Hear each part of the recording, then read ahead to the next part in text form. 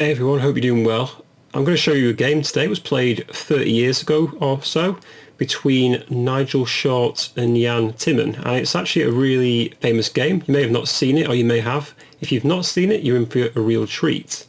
Nigel Short in this game plays with the white pieces, Timman plays black, and we get into an Alekhine, so e4, knight f6, Short plays e5, attacking the knight which jumps in to d5, and then plays d4. This is standard theory in this variation.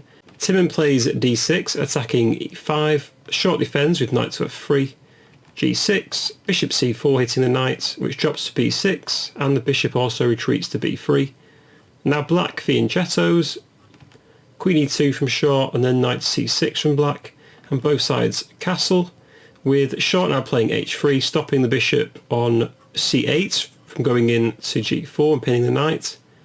And so Timman plays a5, with the threat of pushing his pawn to a4, which will undermine his bishop, so Short naturally just plays a4. And then black takes on e5.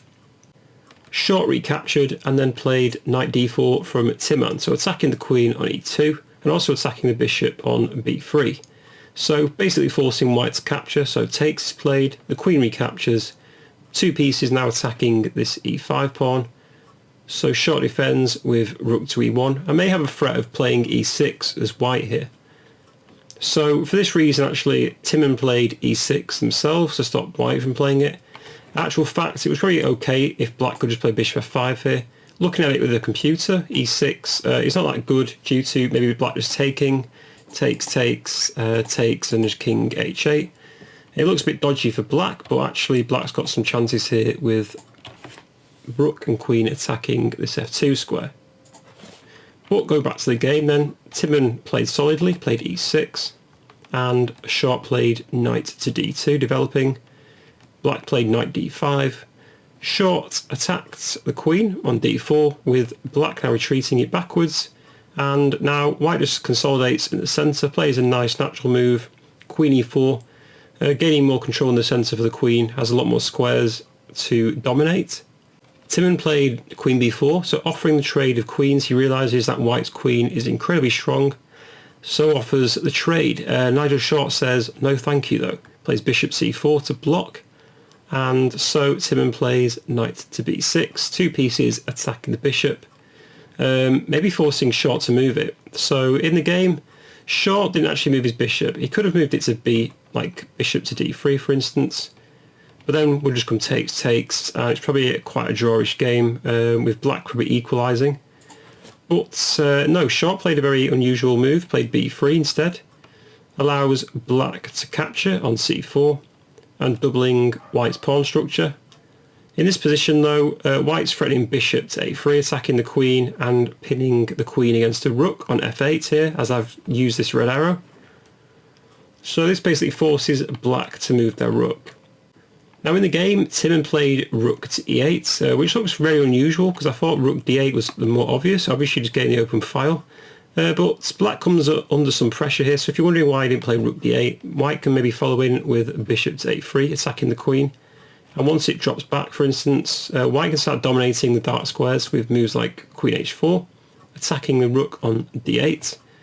And if I move like bishop d7, which looks really natural here, with the two rooks now supporting each other, white can play rook e to b1, attacking the queen, and if it jumps into c6, then white can play rook to d1. Point being is now the bishop on d7 is pinned, and white's actually got a very easy position to play, and black's actually quite struggling here for moves. Also after rook d8, bishop to a3, queen b6, and then queen h4 again. Black also has the option of playing rook d7 here instead, but again white can just play rook a to d1, and threatens moves like knight to g5, jumping in, starting harassing black's position, forcing black to maybe play h6, but I've just highlighted black's bishop on c8 and the rook on a8, undeveloped pieces and actually pretty terrible. Alright, so back to the game then. Timman played rook e8, Short played rook d1, obvious move, dominating the d file. Black retreated the queen back to c5, Short played queen h4, again similar to the other variation we just saw, dominating the dark squares, attacking d8. Timman played b6, a very natural move, preparing his fianchetto, and short played bishop to e3, attacking the queen, which drops back to c6, and now white played bishop to h6.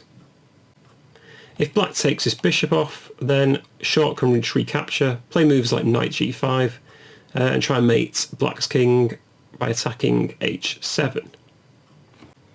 Alright, so in the game, bishop h8 was played. Short played rook to d8, attacking the rook on e8, and Timon played the most natural, bishop b7. The two rooks for black now support one another, so this is all seemingly fine.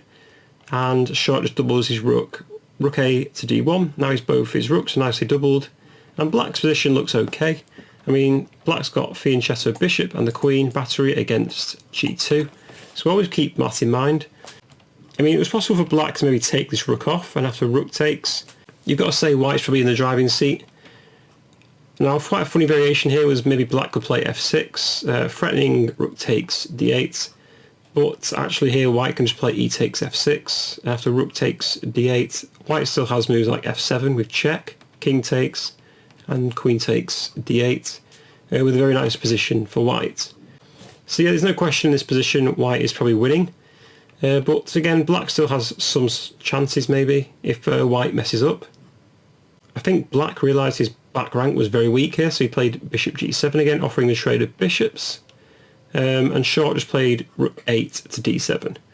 So keeping control of the position and doesn't really allow black to do anything. It's basically suffocating black's position right now. So Timon played rook f8, short took on g7, the king recaptured, and now again short just suffocates black with rook to d4, protects the c4 pawn, and just dominates more squares, stops the queen from jumping in to e4 for black as well. So take this square away from black's queen. Rook a8 is played, stopping maybe white from jumping their queen into e7, but it looks as though black's pretty much on the defensive here. And this is an amazing technique now from short, as we'll see. So we play queen f6 check, the king has to go backwards, plays h4, which threatens to play h5, h6, so again, black's forced to play h5, and I wonder if you can find the winning idea here. Maybe pause the video or just take a few seconds and try and have a think what you'd play as white here, because this is an incredible position, an incredible move, an idea that short played right here. So the incredible move was actually a king walk, king h2, with the idea for white just to walk their king slowly up the position and checkmate black. And this is kind of what happened in the game. So rook c8 was now played by black, short just plays king to g3, rook ce8 is played, king to f4, and there's literally nothing black can do to stop this. Everything's blockaded, and yeah, black's just flailing around. Played bishop c8 in the game, king g5 was played, threatening king h6, followed by queen g7 mate, and here actually Timon resigned the game. King h7 was a possibility, but white just wins to rook takes f7 check, takes, king h8, and again just king h6, and with mate to follow.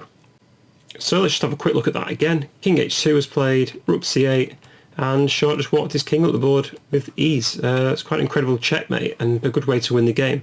So basically short just treated this position right here as an endgame, like a king and queen pawn endgame basically. Very imaginative, and actually in this position before king h2 the computers actually don't notice that king h2 is the best move on the board. So very inventive by short. I should also quickly say after king h2 it's not possible for black to play queen takes a4 here, because now suddenly the queen and bishop battery is no longer threatening to take on g2. So this allows white to play knight g5 for instance.